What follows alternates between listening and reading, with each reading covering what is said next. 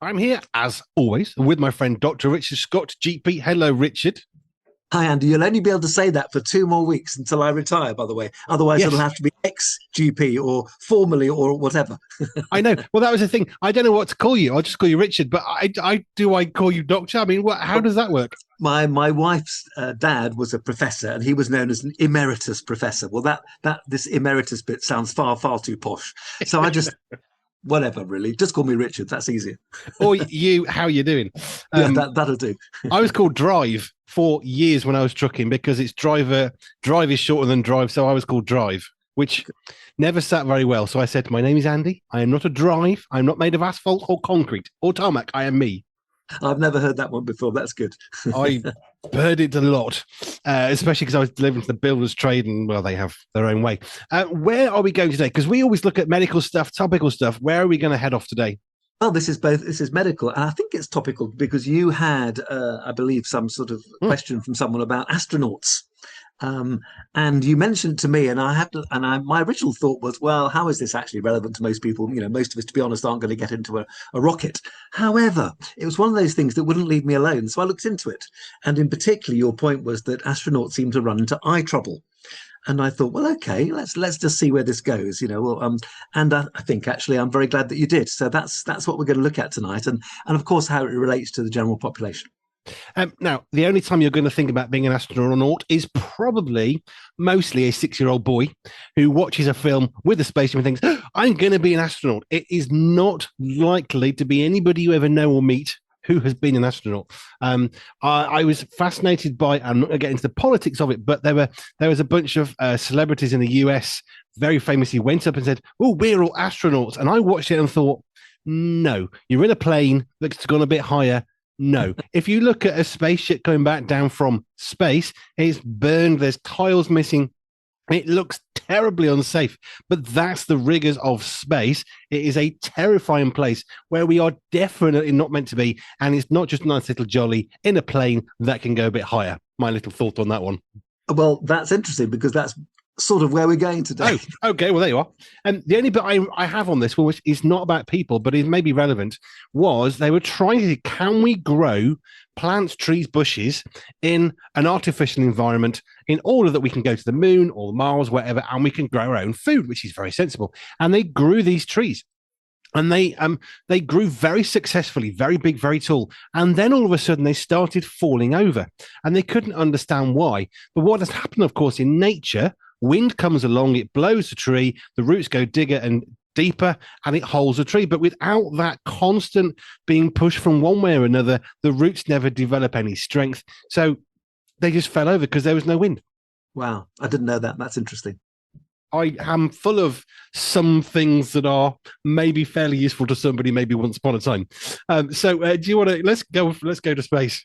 Okay, let's go to space. Well, as I said, as a starter, really, that you sent me a line about astronauts losing their eyesight. And of course, you know, we all know it's a dangerous profession. And my first thought was, well, it's just another risk. But I got thinking, I did a bit of research. And of course, the bigger question, which you've already alluded to, is, you know, what are the dangers of leaving this planet? Are we perhaps not designed to do so? And it's been topical. We all know in the news last year that some astronauts who were sent up in good faith were unable to return to Earth for another 8 months. They had to keep reorbiting because of dangers in returning to Earth. So that's not just the dangers up there, but dangers in returning. So they had another 8 months circling. I'm very pleased that they're now down. But it got me thinking. So I'll start off with what perhaps most of us will know about space travel before moving on to eyes in particular. And there's plenty known from the health point of view. I'm just about to be 65, and people have been going to space since before I was born, certainly since the 50s. And I was born in 1960. And there's the health effects really are divided into three. Number one, the effects due to low gravity, the technical term is microgravity. Secondly, radiation. And thirdly, and not to forget, psychological issues of being up in space. So let's look at microgravity first. Perhaps the best known, bone loss and muscle atrophy being loss through not standing, not walking, not running. And if you don't take any measures, any medicines, it's estimated that most astronauts will lose 1% of their bone mass for every month in space. So take a long time up there, you're losing a lot of bone. And equally, the osteoporosis, the thinning of the bones, can't always be fully reversed. That's the first one. Secondly, radiation. There are high energy ionizing rays out there, cosmic rays, and charged particles from the sun. Now, radiation, if we talk about it, leaving aside space travel, if you say to the average person radiation, probably some of us will be thinking, that's not good for me. Doesn't it cause cancer? Absolutely. Radiation damages DNA, leading to cancer. So space radiation can be added to the known causes of cancer. And then the psychology, well, it affects our mood and behavior. Obviously, being stuck in a confined space for a long time, not only are we isolated, it seems to change the way people think. Now, there are more effects. The heart, even though it's relatively protected, is still a muscle, and it's being asked to do less because of microgravity. We get reduced blood volume and arrhythmias, something that I was about to say, Andy, terrible joke, something close to Andy's heart. Yes. Appalling joke, but there we are. I'm having it out there. There's also something I hadn't come across before called space adaptation syndrome. 50%, so a half of space travelers suffer this. Rather nasty. It's less serious, but it's nasty. Nausea, vomiting, and altered balance in space adaptation syndrome. And that's before you consider the normal medical emergencies of life. I mean, imagine being stuck in a spacecraft and you get appendicitis. Bad idea. Yeah. So there's a lot of stuff going on. But what about the eyes? Because that's what led us this way. Well, cataracts are well known. But recent data shows that microgravity, interestingly, can also affect the eyes. And there's a thing called SANS, Spaceflight Associated Neuroocular Syndrome. And actually, Andy, I think that's what you were talking about. Spaceflight Associated Neuroocular Syndrome. What's that about? Well, there's a swelling at the junction of where the optic nerve hits the brain. You get blurred vision. You get also flattening of the eyes. This is in addition to the cataracts I've mentioned. Some people also get flashing lights, dry eyes, irritation from the radiation. No shortage of eye conditions. So overall, it's a risky business going into space. Now, you mentioned that there's this enthusiasm, and certainly extremely wealthy people. I'm thinking of Branson, Musk, Bezos. They're into space travel because they can afford it. And there's, equally, not more, maybe not equally as rich, quite rich people queuing up to spend a fortune joining them. But it's not a no-risk jolly. By the way, as for traveling to Mars, which people have talked about recently, it should be an absolute no-brainer. Mars has got a thin atmosphere, and with high-energy cosmic rays and solar particles showering the surface, the radiation cancer risk is extremely high. That's before we leave out temperature problems, no food, and all the rest of it. Really shouldn't be even considered. Throw in, by the way, we haven't even mentioned human error, when things go wrong. Technological failure as well, so machine error to the health risks. There's a lot of reasons not to do space travel. So I came up with 4 conclusions, and I'll pass these to Andy, and then you can comment on them. Number 1, I think God intends us to live on planet Earth. I think that's the number 1 thing. Secondly, of course, linked to that is how brilliantly God has designed our planet with man in mind. That's what's known flashily as the anthropological principle. What a brilliantly well-designed Earth, as opposed to the other planets and stars, which absolutely aren't designed for us. So number 3, why is this enthusiasm to travel afar? And I think it's twofold, really. Number 1, it's a reaction to problems on Earth, and rich people want to get away from them. Of course, they then lead to their own problems going away from Earth. And secondly, there's an enthusiasm because of the problems on Earth and overpopulation to divert part of the population elsewhere. In contrast, wouldn't it be better, surely, to divert our time, energy, and resources and money to dealing with the problems on Earth, as the Bible encourages to do so, rather than hive off elsewhere where we're so not adapted to be? And fourthly, of course, don't forget these planets and stars have also been designed by God, just not necessarily for us to live on. They've been positioned by him, and the physics is very complicated, but where they are, things like Jupiter, are crucial to life on Earth. This is not, where he's placed the stars is not a random event. And I think we should certainly carry on studying them, but not travel to them, because it will just inevitably lead to disaster after disaster. So thanks, Andy, for the thoughts on eyes, which I didn't know much about other than some of the basic stuff, but it got me thinking big, and that's what I've come up with. I got an email in, so I thought I'm just going to pass it on to you. I'll tell you the first thing I wrote down. You were talking about the psychological, which I thought, what psychological stuff is there? Yes, you're in a tiny little tube, and you're dependent upon little machines that have to work, and if they break, you die. If a crack in the hull pot comes, you die. I mean, it's everything in there is trying to kill you in the worst possible, grievous, violent way. It's like all the animals in Australia. They're all lethal. Exactly. Just don't go to Australia or space. But I think about the isolation, and I think a lot of it, we may struggle to comprehend some of the realities. But COVID, lockdowns, isolation, we're stuck in houses. And I do remember one thing very clearly, which wound me up a lot, was some of the celebrities said, stay at home, just do your part. I'm just going for a swim, then a game of tennis, a game of bowls in my garden, and I'm thinking, yeah, it's very easy to be locked down in a massive multi-billion pounds pad with all the trimmings of what you might want to do. For people stuck in an inner city flat in London, they were literally going off their heads with it. Yeah, no, a very good point. And I got my oldest daughter to leave that evening to come to us because she was in a one-bed flat with her husband and small daughter. And he would have been working at home, so she would have been in the bedroom with a small child. No getting away from it. Terrible. Yeah. Come over. You're quite right. But we can understand that one, I think, because in some way or form, COVID is very, very recent. It's close enough, lockdowns and stuff. The volume of mental health crises that people are going, oh, how has this all helped? How has it happened? Well, I think that's probably a good source of the mental health crisis we have, with people who were terrified of breathing, going out of the house. Oh, I wonder where the mental health crisis came from. Maybe that's part of it. And then we're thinking about going to space. So I think we can grasp some of the concepts of the psychological traumas of being up in space. I was chatting with Sherry Sellington. Now, she's a marine biologist. Her passion is the ocean. And she was talking about the surface of the sea is less explored than space, because space is easier than the ocean. It's actually safer to explore.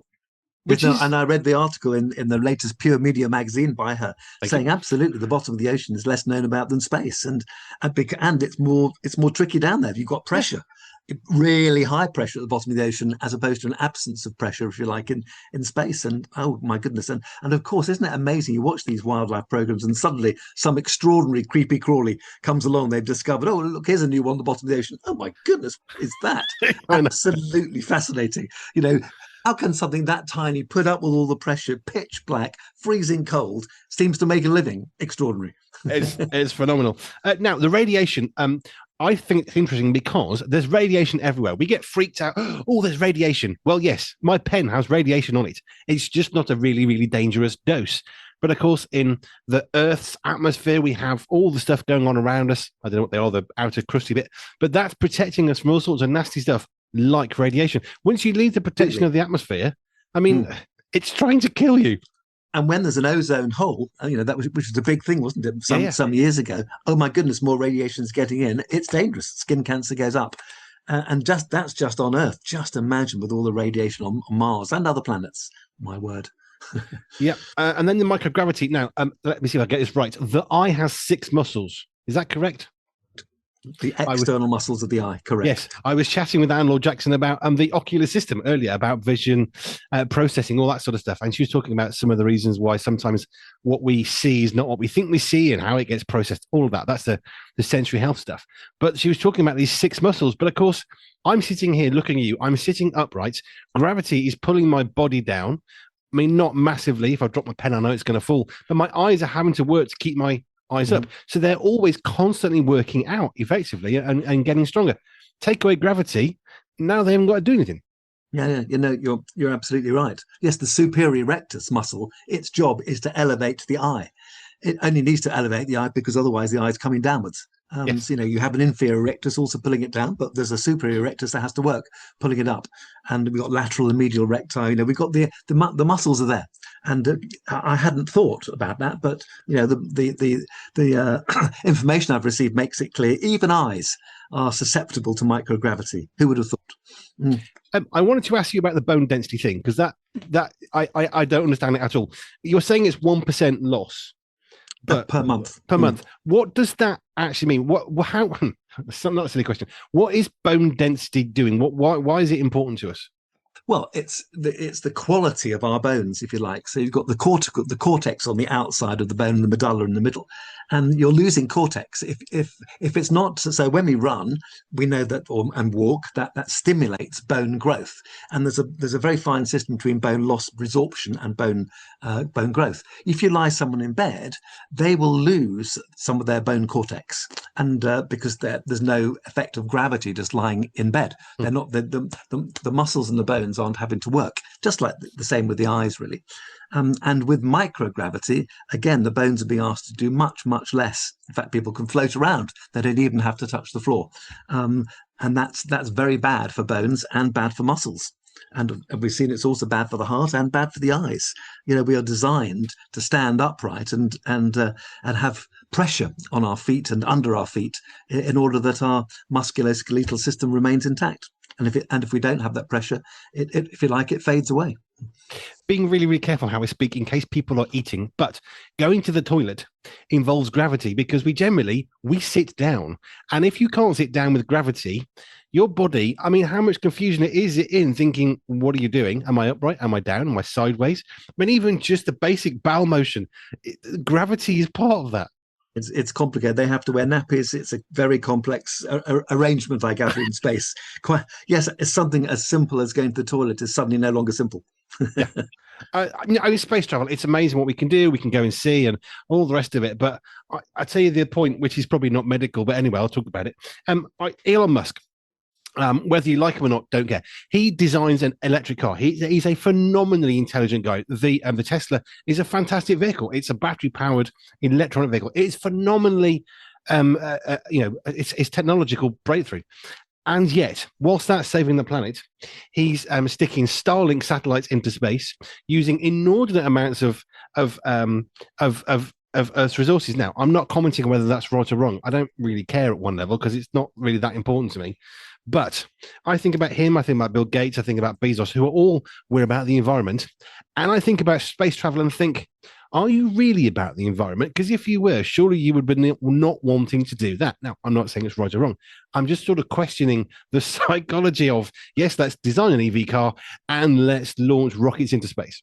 Yeah. I think people have selective views on these things.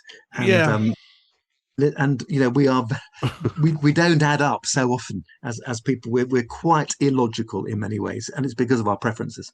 Yeah, I don't actually have a problem with space travel being done. I don't really care about rockets. You know why? Because people matter more than the environment to me. It's that simple. Let's not destroy the environment. But you know what? I think God made a point when he actually designed us the way he did and made us, and we're more important. And I think people matter. And I think it's easy to forget that when we do stuff like let's go to the moon. Yes, it's crazy. Look at what Neil Armstrong did. However, do we really need to? What are we actually getting out of that apart from we've done it? Yeah, sure. No, I think that's true. People can talk about it, and there are some advantages, technological advantages that have occurred through space travel. I accept that, but I still think all the money that's spent, hundreds of millions and millions of pounds. Well, yeah, there's plenty of problems on Earth. I remember some years ago, and it's nearly been abolished, although not quite yet. It was worked out that $400 million, not that much money, would abolish polio worldwide, get rid of it like smallpox. And it didn't quite happen, and thus polio is still rearing its ugly head from time to time. And that's a relatively small amount of money to abolish a major disease. I used to operate on polio victims in Tanzania and see all the terrible muscle problems that it caused. It would have been really nice to get rid of polio, and that's the cost of us, of a relatively unambitious space flight. Could have got rid of polio. Wow. There's a thought. We can go even wider with that one. The psychological one, I think, is the one that I was most interested in because I hadn't considered the psychological implications on an individual being in a little metal tube where literally it makes Australia look like a playground because everything is trying to kill you, even down to the temperature, because it's stupid cold up in space. It's almost as though it's not designed for us to live there. Well, I don't think it's almost as though. I think it's absolutely. I think there's the other side of the fact that we and Earth are amazingly knit together. That's how God's designed it, and we and elsewhere are amazingly not knit together because that's how God has designed it. And I think, once you have a sense of God, I think it makes space flight. It asks a lot of questions as opposed to, oh, here's a technical challenge. Let's see if we can meet it and throw lots of money at it. As opposed to, hang on, is this the right thing to do? Why has God made us as he has? I think Christians are very important in the astronomic viewpoint, really. Otherwise, we lose sight of the big picture. I have to say this occasionally. I run a digital magazine and a digital global media organization. I like technology because of the very nature of the things that I run. But I still struggle sometimes when I think I'm not sure the fact we can do that technologically is actually a sensible idea. Like do you remember the PDAs when they came out? You had a digital device, you took a pen-like thing and you could write on it. All I could think was paper. Does the same thing. It's free, basically. Do we need to do this? How useful is it? And of course, that died out because we don't really care anymore, unless you have to write a signature. But I think sometimes we invest in technology so much, it's just not a helpful use of our time. Yeah, I think that's absolutely right, and I think Christian ethics are essential for all of these technological areas, really. And I would add space travel into that. It's not as obvious as some of the other things that can be done. I don't know, cloning a sheep, for example. Should we then clone human beings? I think that's an easy one, but that's a more obvious ethical challenge. But I think there are ethics in all areas, and I would include spaceflight. You see, there's the ethics as well. I hadn't even thought about the ethics, but we're asking people to put themselves at risk by going into space. And by the way, you're wearing a nappy while you're up there. You can have psychological trauma. You might get cataracts and perhaps have shooting lights, and you might be able to not walk anymore. Are you okay with that? And I think most people say, yeah, that's fine. But I think like fighter jets, they're pretty quick, pretty aggressive on the body. This is not even on the same planet, he said, not making a pun. It's a different, oh dear. It's a different level of abuse on your body, isn't it? It is. So I just want to thank you for encouraging me to look it up, and I've learned something as ever along the way. It's thanks to another Andy who sent it to me and said, "Ooh, what about this for Dr. Scott?" Right, okay, that's space travel. I think you and I are both of the same accord of, yeah, great, but can we do more with the money than we do in wasting it on someone having a little jolly to go and look at the Earth? Is it really curvy or flat? I think there's more we can do with our money, I think is my conclusion. And I say that as a man who runs a digital global media organization. I think technology is fantastic. I love the fact we've got satellites and I can drive where I got to go because a satellite tells me. But it's a bit like I think we peaked at GPS. And I think everything else is almost irrelevant. Maybe that's a terrible thing to say, but I just think I know the sacrifices as well. But I'm not convinced it's a really good use of our time and money. Very good. Right. Richard, thank you. If you've got any questions or topics about that or thoughts on space travel, you can let us know. Hello at pure247radio.org. Hello at pure247radio.org and ask your questions to Dr. Richard Scott GP, who will still be here, even if he's not a practicing GP in not a very great deal of time longer. Richard, my friend, thank you. Thanks, Andy.